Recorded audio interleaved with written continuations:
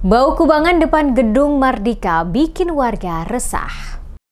Genangan air yang bercampur sampah di depan gedung baru Pasar Mardika, Kota Ambon, dikeluhkan warga dan pedagang karena menimbulkan bau tidak sedap dan kondisi lingkungan yang kotor. Pantauan MS Media Group, air yang menggenang di area tersebut diduga berasal dari kebocoran saluran pembuangan di dalam gedung pasar. Genangan tersebut bercampur dengan sampah plastik dan organik sehingga menimbulkan aroma menyengat serta mengganggu kenyamanan aktivitas perdagangan di sekitar lokasi.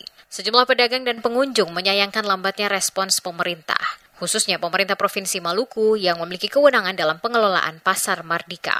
Mereka menilai kondisi ini sudah berlangsung cukup lama tanpa adanya penanganan yang signifikan. Karena bau dan kotoran ini mengganggu, apalagi pasar adalah tempat jual beli kebutuhan pokok. Warga berharap adanya upaya konkret untuk menangani permasalahan saluran air dan pengelolaan sampah, guna menciptakan lingkungan pasar yang bersih, sehat, dan layak bagi masyarakat. Diketahui setelah lakukan penertiban, saat ini kawasan pasar dan terminal Mardika mengalami perubahan signifikan. Area yang dulunya padat dan semrawut kini tampak lebih tertib. Jalan Pantai Mardika yang sebelumnya dipenuhi pedagang dan kendaraan kini terlihat lenggang, memungkinkan lalu lintas dua arah berjalan lancar. Para pedagang pun telah menempati lokasi yang disediakan pemerintah.